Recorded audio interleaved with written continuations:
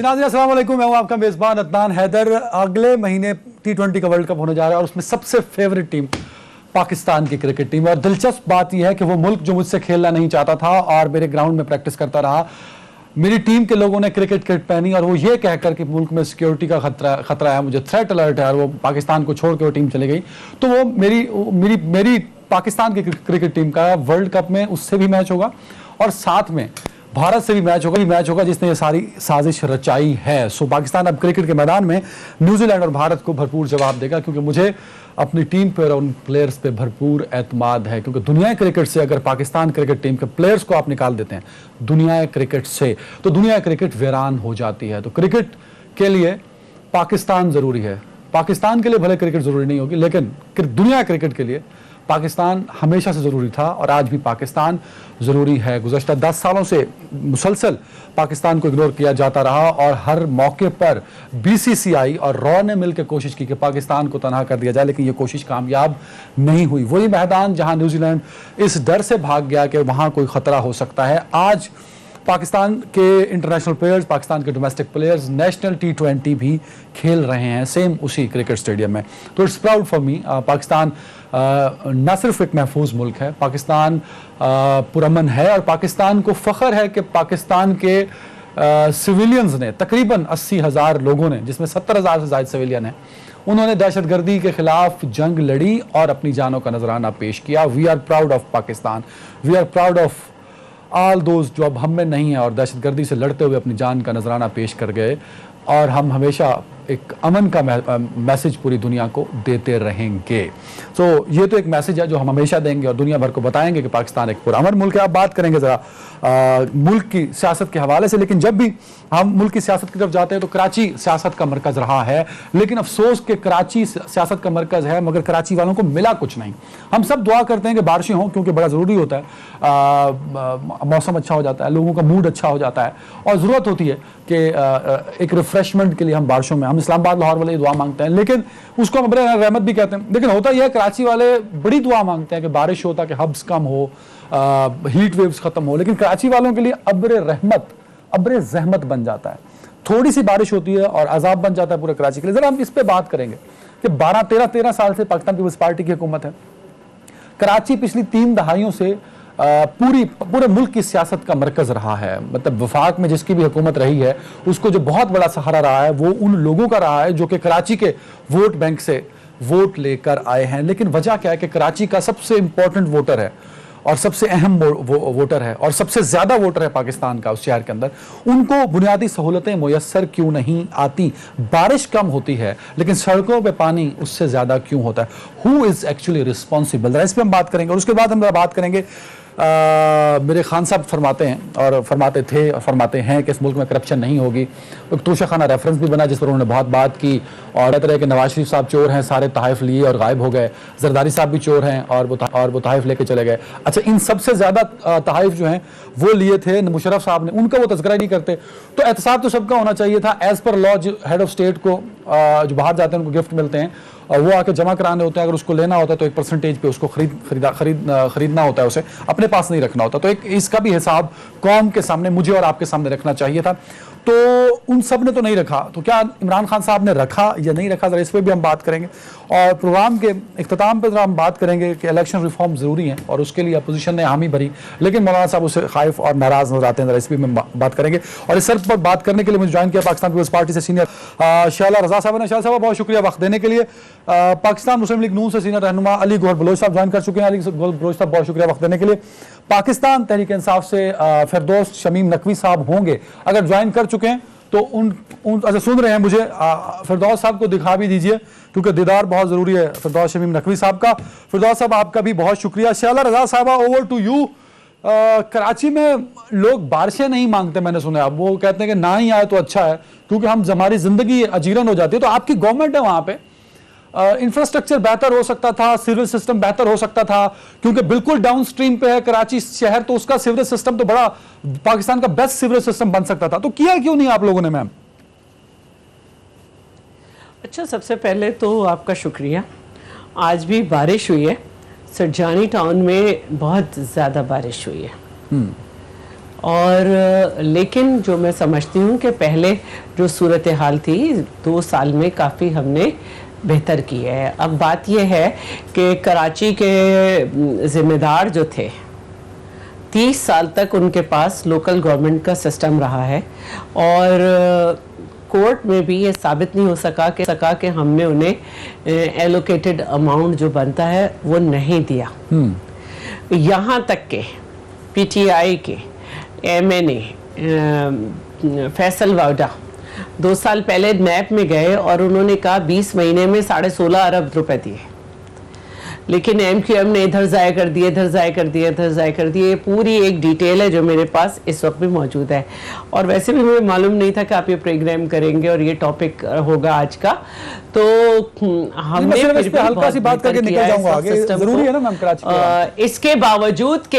इसके बावजूद कि हमने लोकल गवर्नमेंट को पूरे उनका अमाउंट दिया है, हमने उससे हट के कराची में काम किया है। बहुत सारा रोड इंफ्रास्ट्रक्चर्स, ओवरहेड ब्रिजेस और इसके अलावा जो हमारे प्रोजेक्ट्स चल रहे हैं एशियन बैंक और वर्ल्ड बैंक के साथ 803 अरब के, वो हमने कराची में शुरू किए, किसी और जगह नहीं किए, जिसमें नेबरहुड इम्प्रूवमेंट प्रोजेक्ट है, का प्रोजेक्ट है। इसके अलावा शैला मैम दो पॉइंट्स अगर क्लियर कर आसानी होगी मुझे और आवाम को समझने के लिए। एक, क्या कराची में अगर ये सीवरेज का और बारिश के पानी का मसला, क्या उसमें पीपल्स पार्टी रिस्पॉन्सिबल है या नहीं? एक तो ये बता दीजिए। दूसरा, आप कह रहे हैं कि इतने अरबों रुपए के प्रोजेक्ट्स आप लोगों ने शुरू किए हैं, अगर वो किए हैं, ये कराची में हुए हैं, तो फिर कराची का ये मसला क्यों नहीं हल हो पा रहा कि बारिश जब भी आती है कराची बह जाता है?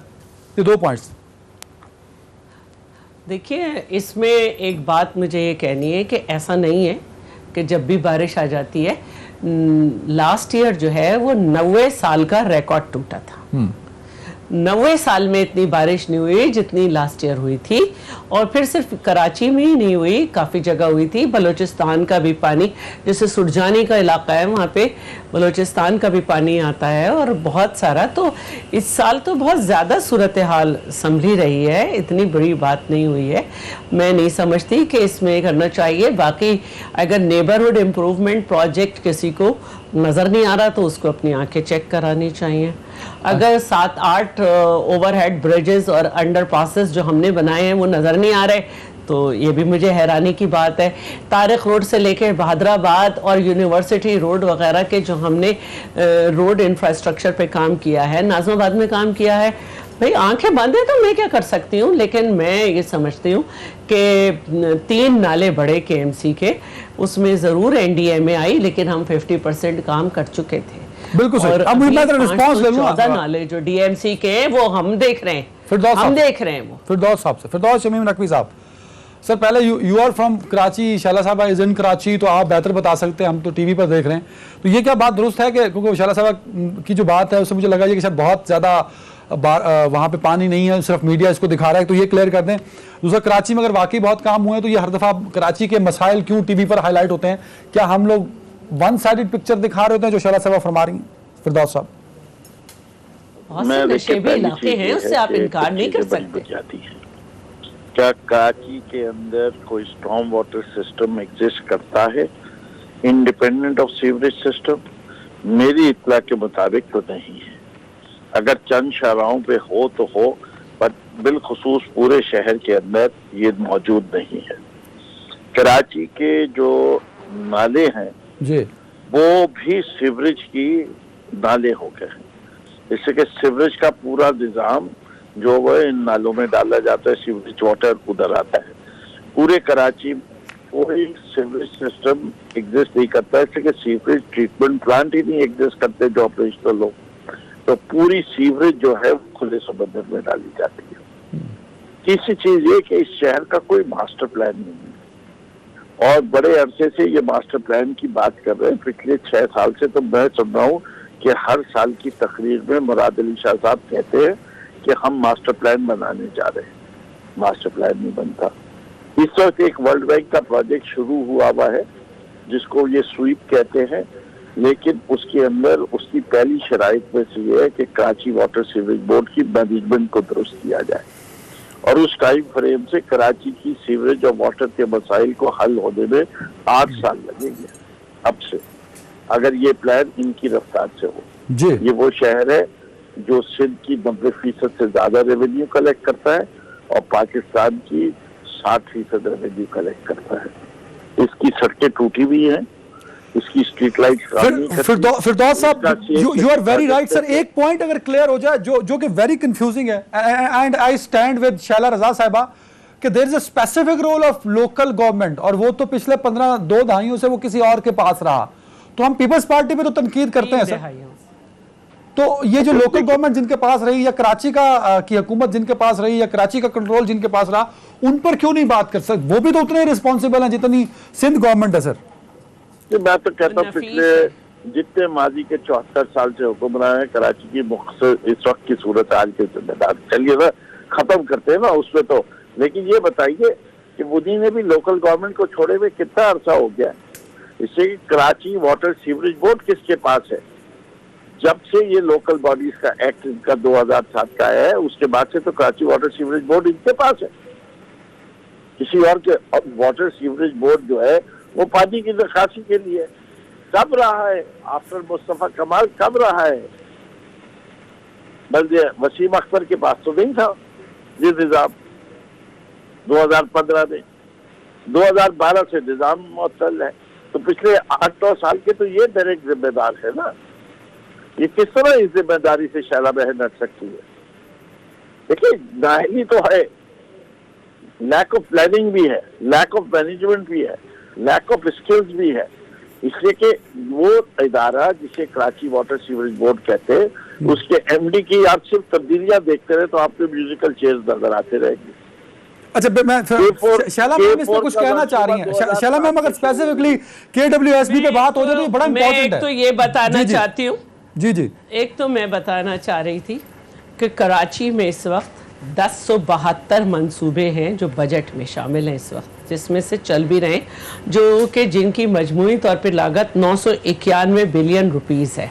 ठीक है, ये कराची पैकेज नहीं है, ये सिंध हुकूमत कर रही है। और गुज़िश्ता साल का आप 2 साल का बजट उठा के देख लें, ये मुसलसल ADP में रिफ्लेक्ट हो रहे हैं कि हम काम कर रहे हैं। कराची में जिस तरह से बहुत ज़्यादा कच्ची आबादियाँ हैं और जो नशेबी इलाके हैं वो हैं, लेकिन मैं सिर्फ ये कहना चाहती हूँ कि जनाब एक हेड आप बात कर लेते हो, लेकिन असल बात जो है वो ये है कि कराची वाटर बोर्ड में, सीवरेज बोर्ड में जो लोअर मैनेजमेंट है वो कितनी है, उस सबको हमने मैनेज किया है, सबको हमने एक्स्ट्रा बर्डन हटाया है और एक बेहतर सूरत हाल में आए।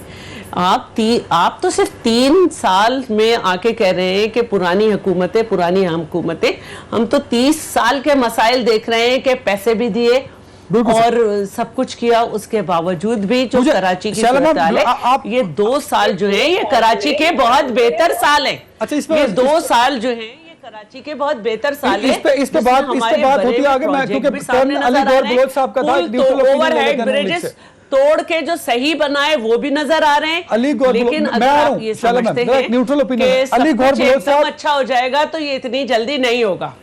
नून लीग का भी एक मखसूस वोट बैंक तो कराची में एग्जिस्ट करता है। आपकी भी वफाक में नवाज शरीफ साहब 3 दफा हुकूमत करके गए, 5 साल आपने पहले भी लगाया।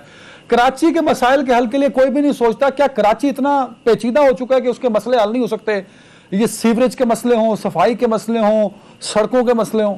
अली गौर बलोच साहब देखिए, बिस्मिल्लाहिर्रहमानिर्रहीम। अदनान साहब, देखिए इस वक्त खास तौर पर आपको पता है कि जो अपना गवर्नमेंट है, फिरदौस शमीम नकवी साहब की वफाकी हुकूमत जो है, इनको दूसरों के प्रोजेक्ट के ऊपर तख्तियां लगाने का बड़ा शौक है और इन्होंने आज तक खुद तो कोई काम किया नहीं है। आप देख लें कि लाहौर से जो कराची तक का मोटरवे है, ये मियां नवाज शरीफ साहब ने ना सिर्फ शुरू करवाया बल्कि सखर तक इसको मुकम्मल कर दिया है और अब सखर से आगे इंशाल्लाह हैदराबाद तक एक पोर्शन रहता है, वो भी ये मतलब है कि वो नहीं कर पा रहे और अभी तक स्टार्ट नहीं किया इन्होंने। फिर उसके बाद देख लें जो ग्रीन बस का है, ये वो है जो मियां नवाज शरीफ साहब ने शुरू किया और इसका तकरीबन 60 से 70% काम उन्होंने मुकम्मल किया। इन्होंने सिर्फ बसेस भेजनी थी, लेकिन 3 साल के अंदर अभी एक खेत 30 के 40 बसों की 2 दिन 3 दिन पहले हम देख रहे थे अली TV साहब पे। पीपल्स पार्टी भी होती है, उन्होंने नाम मिला लेना सर, नहीं कुछ कहना नहीं, चाह रहा मेरी मैं। गुजारिश तो सुन लेना, सर, मेरी सर। गुजारिश तो। देखिए देखिए, मोटरवे जो होती हैं या हाईवेज जो होती हैं ये फेडरल का प्रोजेक्ट होता है। नहीं, अभी तो कराची और का ये स्पेसिफिक फेडरल मैम गवर्नमेंट नहीं सीवरेज का करना मसला, होता है। सीवरेज का मसला ना, लोकल मसाला। देखिए मैंने आपसे मैंने बड़े और- सादा बात की है कि सीवरेज का मसला बड़ा मसला है। 30 साल में सीवरेज पे काम नहीं किया गया, हमने शुरू किया है, टाइम लगेगा।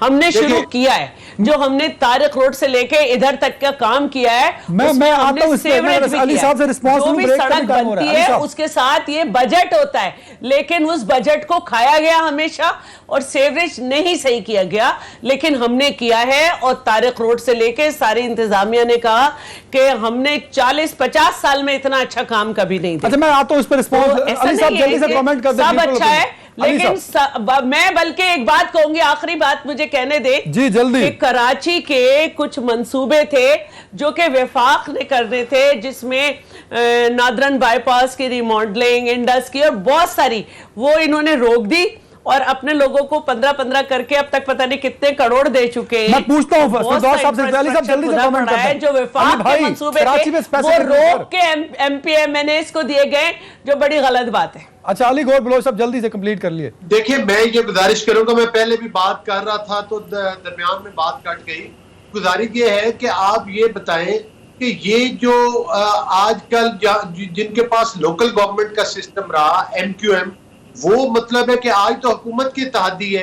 कराची से वफाकी हुकूमत ने इतनी सीटें जीती हैं। आपको पता है कि जब नवाज शरीफ साहब का टाइम था तो पाकिस्तान का अमन बहाल किया गया था। पाकिस्तान में सर कराची के लिए तो नवाज शरीफ साहब ने भी कुछ नहीं किया। अली गौर बलोच साहब, आप अपनी मोटर मेट्रोज बनाते हैं 18 महीनों में, आपसे कराची की ग्रीन बस जो है वो 5 सालों में नहीं चल सकी, तो यू आर आल्सो रिस्पॉन्सिबल। 70% उसका काम मुकम्मल किया गया। ये तो बसें तक भी नहीं ला के दे सके। और मुझे ये बताएं कि जो आज इनके इत्तेहादी हैं, इतनी सीटें अगर कि इनको सिलेक्शन के जरिए दी गई हैं, लेकिन वफाक ने मां सिवाय रेवड़ियों की तरह पैसा जो है अपने MNA MPs और बिलखसूस कराची के MNA MPs की जेब में डाल दिया। उसका रिफ्लेक्शन पूरे कराची में कहीं नजर आता है तो बताएं। बस मुझे रिस्पॉन्स नहीं, ब्रेक पे जाना, फिर अगले टॉपिक पे। फिरदौस शमीम नकवी साहब, ये वफाकी वफाक का काम है, वफाक नहीं करता। ये बाईपास बनाने होते हैं, ओवरहेड्स बनाने होते हैं। दूसरा शैला मैम ये कह रही है वाकई काम नहीं हुआ सीवरेज में, लेकिन अब हो रहा है। एक तो ये बता दीजिए, दूसरा जो फंड कराची के वो आप अपने MNAs और MPs को दे रहे हैं, वो लोकल गवर्नमेंट को या सिंध गवर्नमेंट को देने चाहिए थे, वो नहीं दे रहे आप सर। जी, सिंध गवर्नमेंट को उसका पूरा शेयर पैसों का मिल रहा है जो NFC अवार्ड का है। जरा पूछे कि सिंध गवर्नमेंट PFC अवार्ड क्यों नहीं देती कराची के लिए? क्यों नहीं कह कराची के आपके इसलिए सूबे कि में आप 2007 हमें NFC नहीं दे रहे। क्यों नहीं बांटे? नहीं, NFC दे चुके हैं वो पूरा। जी नहीं जी नहीं, 2016 में नून लीग ने नहीं किया और अब इन्होंने भी नहीं किया, और ये गैर आईनी है बजट देना, ये NFC नहीं कर सके। अच्छा शैला मैम जवाब ले लेते ना फिरदौस साहब से। दूसरी चीज ये है कि अगर इनको जरूरत तो नहीं थी MQM की, निकाल के बाहर करते, चोरी कर रहे थे तो क्यों उनको बर्दाश्त करते रहे इतने अर्से तक? हमने तो कभी नहीं रोका। बर्दाश्त भी खुद करते हैं, उसमें हिस्सा भी खुद लेते हैं, और आज उसका जो है क्रेडिट जो है लेके वो यहाँ कहते हैं कि जी ये इनके वफाक के साथ है। भाई पार्टनर आपके रहे, अल्ताफ हुसैन के घर आप जाते रहे। नहीं सर, अब तो आपके पार्टनर है ना फिरदौस साहब। जी नहीं नहीं नहीं नहीं, मैं बताती हूँ। शैला में फिरदौस साहब का टर्न है ना, मैं आपको दूंगा टाइम। उनके पास कराची का मैंडेट था, निकाल के फेंका नहीं जा सकता। हमारे तरह नहीं फिरदौस साहब, फिरदौस में रखे। उनके पास कराची का फिरदौस साहब बार बार ब्रेक का कहा जा, आप अपना रिस्पॉन्स कर दें, मैं ब्रेक पे जाना है। फिरदौस शमीम नकवी साहब, शैला मैम जवाब देंगे मुझे। तो मैं बोलूंगा ना, अगर वो खामोश रहना पसंद करे। बात ये है, मैंडेट का मतलब चोरी नहीं होता। मैंडेट का मतलब नहीं है कि 7,000 रुपए का टैक्स 30,000 में लो। वो तो आप लोग को डेवलपमेंट बजट मिल रहा है जो कराची का चोरी। मैंडेट के साथ अगर आपने मौका दिया, अगर वो परफॉर्म नहीं कर रहे थे वापस हटाते। आप कहते आप लोग परफॉर्म नहीं कर रहे, आप खजाने में चोरी कर रहे हैं। आपकी कैबिनेट पे वो बैठते थे वजीर, आपके साथ बैठते थे। आपने क्या चेक एंड बैलेंस रखा हुआ था उनके ऊपर? मैं जवाब देना चाहूंगी। आपने क्यों नहीं, मैं जवाब देना चाहूंगी। गोल सेट किए थे सिंध गवर्नमेंट के कि मास्टर प्लान बनेगा, आप कहते हैं कि भाई सॉलिड वेस्ट मैनेजमेंट इस तरह होगी, क्या मैं बात करना चाहती हूँ। कुछ भी कराची के लिए नहीं हुआ। अब क्या कहते हैं सर आज क्या हो रहा है फिरदौस शमीम नकवी साहब? We are talking about today sir, today. मैं बात करना चाहती हूँ इस पाकिस्तान पे। तहरीक इंसाफ जो है वो गलियां भी बना रही है, इससे कि इन्होंने गलियां नहीं बनाई। अगर इन्होंने गलियां बनाई होती तो हमें क्या जरूरत थी? अगर इन्होंने पार्क बनाए हुए होते तो हमें क्या जरूरत थी जाके पार्क बनाने में? अगर पुराने सीवरेज सिस्टम को इन्होंने करेक्ट कर दिया होता गली मोहल्लों का तो हमें कोई जरूरत थी स्ट्रीट लाइटों में बल्ब लगाने की? हमें कोई शौक कोई है? आपने जब बुनियादी सहूलतें हमारे वोटर को नहीं मिल रही तो हम जाके क्या करें? एसडीजी गोल्स के तहत जो पैसे आए वो हम लगा रहे लोगों की बेहतरी के लिए और वो नजर भी आ रहे सबको। और जो अली गौहर साहब कह रहे हैं, अली गौहर साहब जो कह रहे हैं एहसन के वीटो पावर इस्तेमाल कर ली इसने। ब्रेक ले रहा हूं नाजरीन।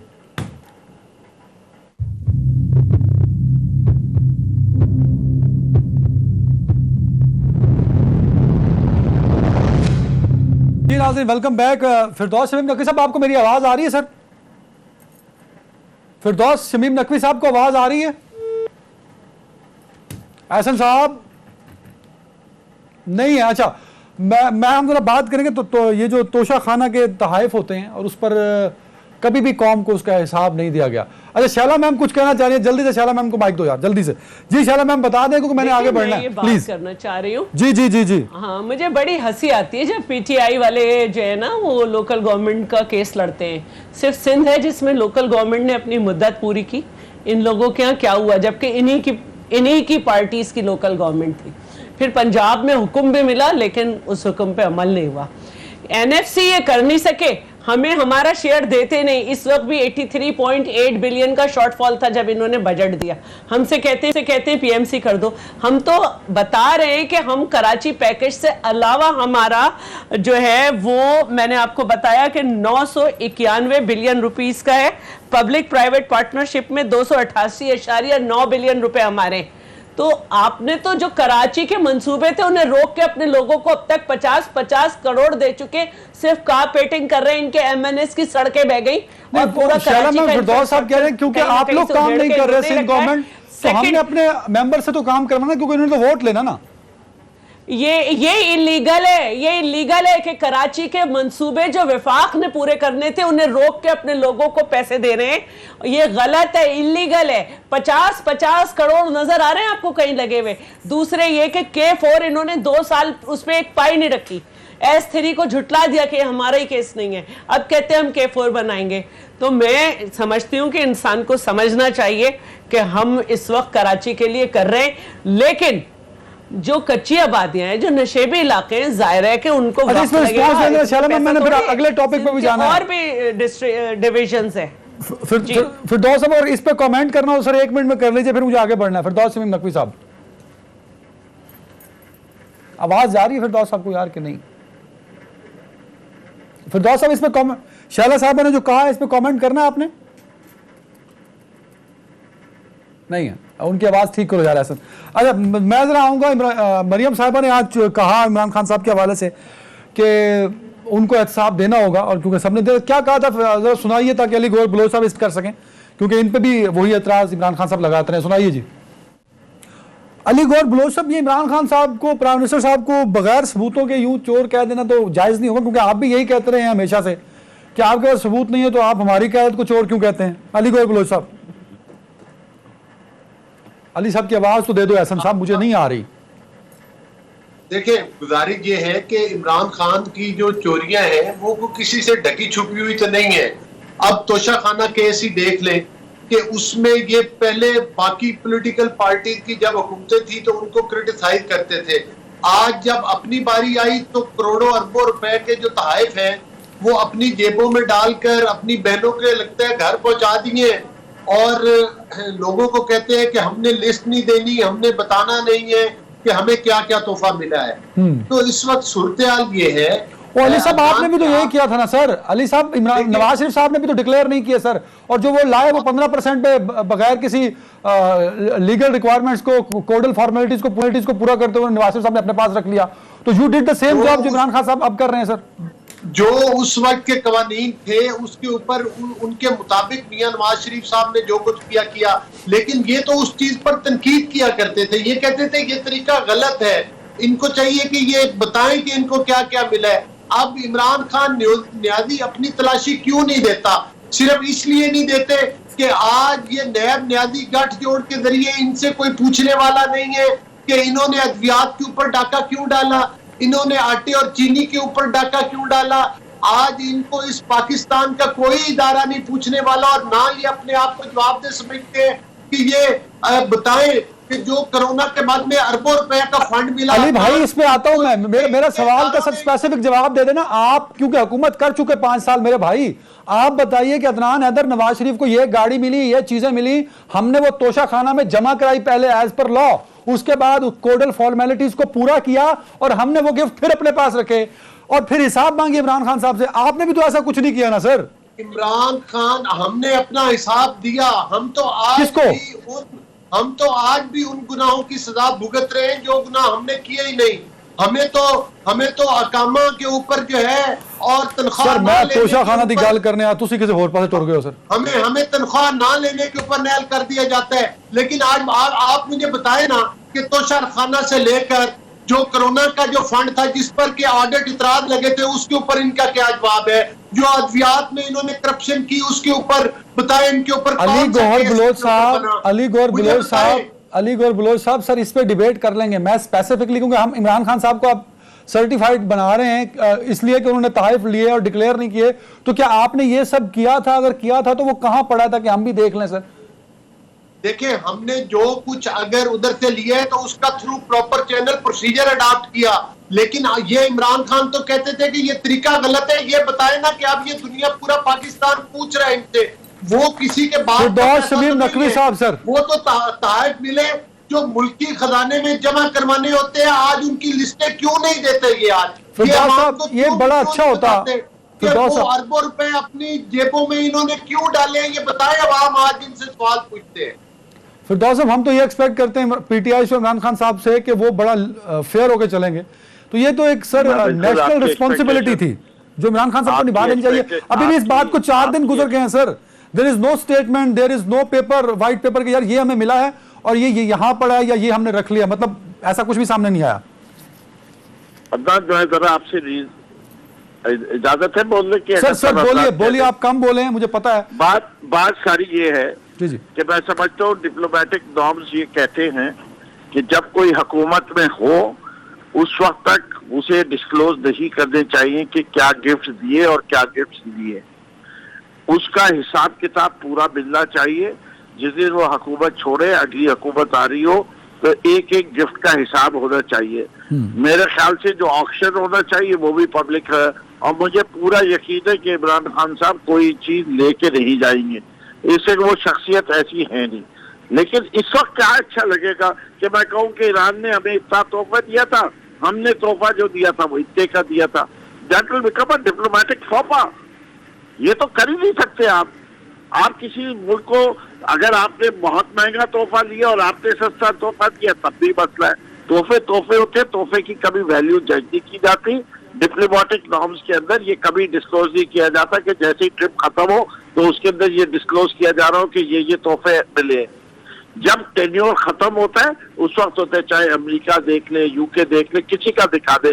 क्या आप बता दें जब बाइडेन को पहले रिकॉर्ड तो जाता है सर, वो तो आपको टूर के बाद बाइडेन में बताए ना, कोई दिखा दे बाइडेन को कितने तोहफे मिले, ट्रूडो को कितने तोहफे मिले, मोदी को कितने तोहफे मिले, दिखाएं भारत में कहाँ डिस्क्लोज हुआ है। दुनिया में कहीं इस तरह डिस्क्लोज नहीं होता। यही बात जब हम पहले करते थे इमरान खान साहब को, वो कहते थे नहीं ये हम बात करते थे कि मोदी ने एंड ऑफ द टेन्योर में 10% की रकम देके घर ले गए मर्सिडीज। 15%। वो उसके ऊपर एतराज था at the end of the tenure. आप जो है गलत बातें जब करेंगे तो मुझे उसका जवाब उस तरह देना पड़ता है कि हकीकत से हट के बात की जा रही है। अच्छा, बिल्कुल सही। शैला रजा साहब, आपका क्या कमेंट है इमरान खान साहब के तहफ़ के हवाले से? अली साहब आता हूं आपकी तरफ, आता हूं। एक तो क्योंकि लीगली 15% भी नहीं दिया, 15% ही दे देते, ये तो सारा ही हड़प कर गए। सर अभी उनका टेन्योर चल रहा है, ये बात वैसे मैं इसको चेक कर लूंगा कि व्हाट आर द रूल्स क्या कहते हैं, कि क्या हर टूर के बाद उसको फौरन डिक्लेयर करना है या आफ्टर द टेन्योर करना है। ये शैला साहब से भी पूछ सकते हैं हम, वैसे ये रूल्स एंड बिजनेस को क्लोजली समझती हैं शैला साहबा। देखिए ये मेरी नॉलेज में नहीं है, लेकिन अगर रूल्स में है ये, अगर ये रूल्स में है कि ड्यूरिंग द टेन्योर पूछा जा सकता है तो बता देना चाहिए, नहीं है तो फिर इसको मसला नहीं बनाना चाहिए। ये अपोजिशन बना रही है ना, इसको मसला बनाया, अपोजिशन की जानिब से ये मसला बना हुआ है ना। मरियम साहबा ने भी कह दिया कि अब मैं कल चेक करूंगी, मुझे नहीं मालूम था कि ये आज आपका हुआ है, मैं इस तरह नहीं इस पे बात कर सकती। अच्छा एक पॉलिटिकल ओपिनियन तो दे, क्या अपोजिशन को इमरान खान से मुंसलिक इस बात पर इस तरह शोर मचाना चाहिए या नहीं? मतलब कोई भी प्राइम मिनिस्टर हो, वो पीपल्स पार्टी का हो या नून लीग का हो या अब पीटीआई का है, वो कोई भी हो। शाला साहब, अब सियासत ही ऐसी चल रही है कि आप किसी भी चीज़ पे शोर मचा लें, बस एक शोर मच रहा है, बाकी डिलीवर वगैरह तो करना नहीं है, तो शोर ही मचेगा। एक ब्रेक पे जा रहा हूँ, ब्रेक के बाद क्योंकि इलेक्शन रिफॉर्म्स की बार बात होती है, ईवीएम की बात हो रही है, अपोजिशन का मौक़िफ़ अभी तक क्लियर नहीं है, क्यों नहीं है, इस पर बात करेंगे ब्रेक के बाद।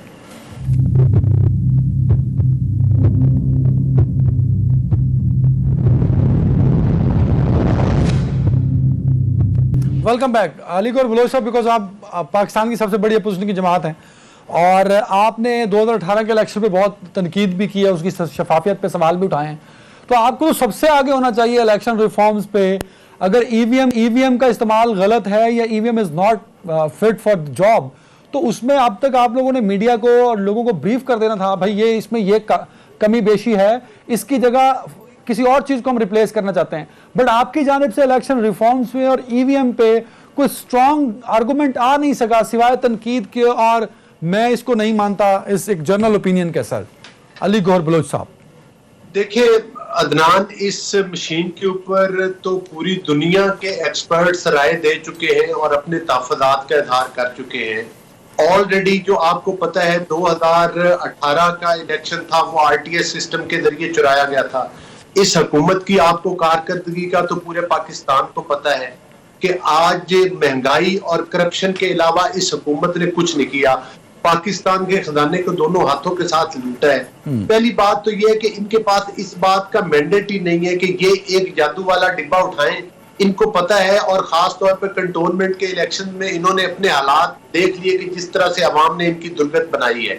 अब ये चाहते हैं कि 2023 का इलेक्शन हम इस ईवीएम मशीन के जरिए से कामयाब हो, और ऊपर से देख ले इनकी धौंस देख ले कि इनके वज़रा लाइन में खड़े होकर इलेक्शन कमीशन को गालियां देते हैं, चीफ इलेक्शन कमिश्नर पर दबाव डालते हैं कि आप कबूल करें। भाई अगर इलेक्शन कमीशन हम हमारा इतराज तो चले छोड़े, इलेक्शन कमीशन ऑफ पाकिस्तान ने भी जब इसके बारे में तहफ़्फ़ुज़ात का इज़हार कर दिया है, और हुकूमत का काम नहीं है कि कोई जादू वाला डिब्बा उठा के हाँ इलेक्शन रिफॉर्म पर बात बस शॉर्ट हो रहा है। फिरदौस नकवी साहब एक कमेंट इस पे कर दे सर। नहीं डॉक्टर सर हो गया ना, कमेंट ले मुझे शैला मैम की पार्लिमानी कमेटी बन चुकी है, और दूसरी फिरदौस बात समीम नकवी साहब सर, हाथों को ना रोका गया ईवीएम समेत दीगर इलेक्शन रिफॉर्म्स पे जो यार अली साहब की आवाज रोको यार, ऐसा फिरदौस साहब की जान। फिरदौस साहब, ईवीएम समेत मैं तो अली गौहर बलोच से पूछता हूँ जी जी जी, चलो भाई बगैर वोटिंग मशीन वाला रिफॉर्म है सेनेट के इलेक्शन,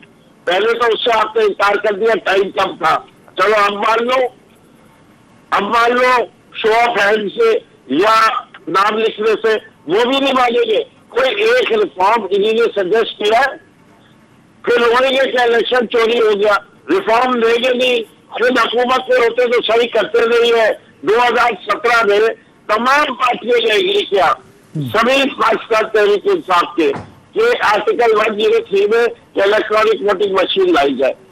हिंदुस्तान इतना बड़ा मुल्क है, 1984 से अपनी इलेक्ट्रॉनिक वोटिंग मशीन को बेहतर करता गया। अब जो है वो डबल सिस्टम लगाए हुए धीरे, पर्ची भी निकलती है और इलेक्ट्रॉनिक वोटिंग काउंटिंग भी। अच्छा फिरदौस साहब, इनका कहना यह है कि आप लोग कैंटोनमेंट में भी हार गए, बाय इलेक्शन भी आप लोग हार गए, तो आप अपने हार की वजह से एक नया सिस्टम लाना चाहते हैं कि आप अपने आप को सेव कर सकें 23 के इलेक्शन में। अच्छा जी, पहले तो ये साबित करेगा कि इलेक्ट्रॉनिक वोटिंग मशीन के आ जाने से पीटीआई कैसे जीतेगी इलेक्शन। चलिए ये तो नहीं साबित कर सकते कि हम इनको हराएंगे कैसे, दोनों में से कोई एक चीज कर दे। हमने क्या है उसमें पहले कह रहे थे इंटरनेट होगा, अब इंटरनेट किस चीज के लिए इस्तेमाल हो रहा है? इंटरनेट सिर्फ इस्तेमाल हो रहा है कि QR कोड के जरिए टाइम खत्म हो रहा है मेरे पास। Shala Raza sahab, over to you. Election reforms and EVM पे concluding remarks and stand of Pakistan Peoples Party. अच्छा देखें, जो इलेक्शन रिफॉर्म्स होनी है ये जब भी होंगी, ये पार्लियामेंट ही का हक है और किसी का हक नहीं है। अब हुकूमत को चाहिए कि ऐसे हालात पैदा करे कि अपने साथ अपनी अपोजिशन को बिठाए। अगर नहीं बिठा सकते तो ये रिफॉर्म्स नहीं हो सकती। दूसरी बात मैंने आपसे पहले सेगमेंट में कही, तोशाखाना केस में माहिर क़वानीन ये कहते हैं कि अगर हुकूमत से पूछा जा रहा है तो ये बता दे। और कानून ये होता है कि जब नीलामी होती है तो पहला कानून ये था कि 15% भी अदा कर देते थे। मोस्टली इसमें हमारे आर्मी के और हमारे गवर्नमेंट के ही लोग ये चीज़ें ख़रीद रहे होते हैं, तो 15% अदायगी करनी होती थी, अब नए में 50% करनी है। और इनके लिए कहा जा रहा है कि अगर इनसे कहा जा रहा है तो ये बता दें, क्योंकि सबसे ज़्यादा जो पूछा जा रहा है वो महातीर मोहम्मद की तरफ से दी गई प्रोटोन X70 एक कार का मॉडल है, उसके बारे में भी बात हो रही है। तो उसमें माहिर क़वानीन की राय है कि इन्हें बता देना चाहिए। बिल्कुल सही सर। इस पे ईवीएम पे कमेंट कर देना जल्दी से। शाला मैम 30 सेकंड और दे रहा हूँ, 30 सेकंड। मैंने कहा कि ईवीएम पे पाकिस्तान पीपल्स पार्टी यही कह रही है कि पिलडाट और दूसरे जो थर्ड पार्टी हैं और ये जो इलेक्शन कमीशन है, इनकी जो रिजर्वेशंस आई हैं ऑब्जेक्शन की शक्ल में, इनको दूर कर दें। और बिल्कुल सही। बहुत शुक्रिया मेरे तीनों मौजूद मेहमानों को। बहुत जरूरी है इस मुल्क के लिए साफ और शफाफ इलेक्शन। जमहूरियत तभी मजबूत होती है जब वोटर का वोट महफूज होता है, और उसके लिए इस मुल्क को जरूरी है कि 13 का इलेक्शन हो या 18 का, दोनों ही कंट्रोवर्शियल रहे। जरूरी है कि हम इलेक्शन रिफॉर्म्स करें ताकि हमारा और आपका वोट महफूज रह सके। अपने मेजबान अदनान हैदर को इजाजत दीजिए। अल्लाह हाफिज।